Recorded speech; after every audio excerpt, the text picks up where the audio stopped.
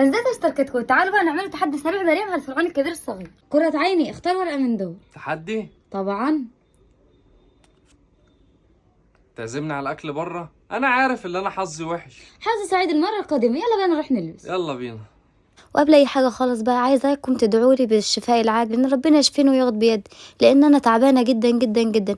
والله ببقى نايمه بالليل كويسه اقوم من النوم تعبانه، لدرجه ان انا حسيت ان الناس اللي معايا في البيت خلاص زهقوا مني ان انا كنت تعبانه كل شويه. رحت كده نجيب العلاج ولقيناه غالي غالي جدا، وكمان مش متوفر، بيقولوا مش موجود خالص العلاج اصلا. فاللي يعرف بالله عليكم العلاج ده بيبقى موجود فين وبسعر اقل يبقى يكتب لي في الكومنتات. المهم بقى احمد لما لقاني متضايقه وزهقانه وزعلانه كده قال لي تعالى اخدك افسحك وهتغير جو. قلت له انا مش في الموضه اروح في اي حته. قال لي عشان نطمنوا الناس علينا لانهم كل شويه بيسالوا علينا. قلت له ماشي. المهم كده رحنا خدنا مشروع ومشينا، وقال لي تعالي نروح بقى نغير، روحوا مكان ما رحناش قبل كده اوديهولك يعني انت ما رحتوش قبل كده. رحنا بقى قال لي في مطعم حلو هناك كده بيعمل اكل كويس، تعالى اوديكي تاكلي فيه. وانا طبعا كنت متضايقه وزهقانه وماليش نفسي اروح في اي حته، بس كنت مضطره ان انا اروح عشان كمان ما ازعلوش لان كل شويه تعبان.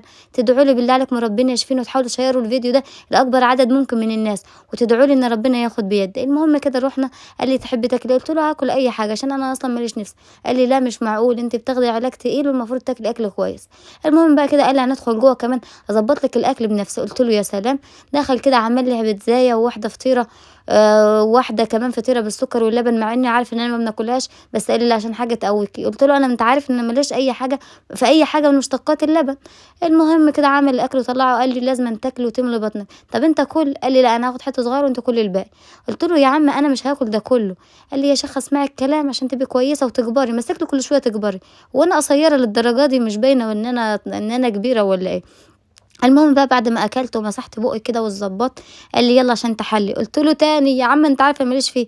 قال لي لقمه واحده بس. قلت له بص احلى مسا عليك، كفايه كده اللي انا اكلت، خد انت كمل مكان. قال لي ماشي هاتي. هو كمان ما كانش جاي معاه الاكل وكان متضايق وزعلان. المهم بقى انتوا عارفين ان الراعي رسم لاي رحله بنخدوها وبنطلعوها لازم نشربوا 2 شوب عصير قصب كده. وما شاء الله العصير ده المره دي كان طعمه مختلف عن كل مره، كان حلو كمان. هو كل مره حلو بس المره دي كده مناسب للجو الشتوي اللي احنا كنا فيه. قلت له العصير دوت والله انا ما كنت بشربه بس حبيته معاك، انت عارف انا ما كنتش بحبه يعني. وهنا حبيت اطلعه من جو التعب والزعل اللي احنا فيه بشويه هزار.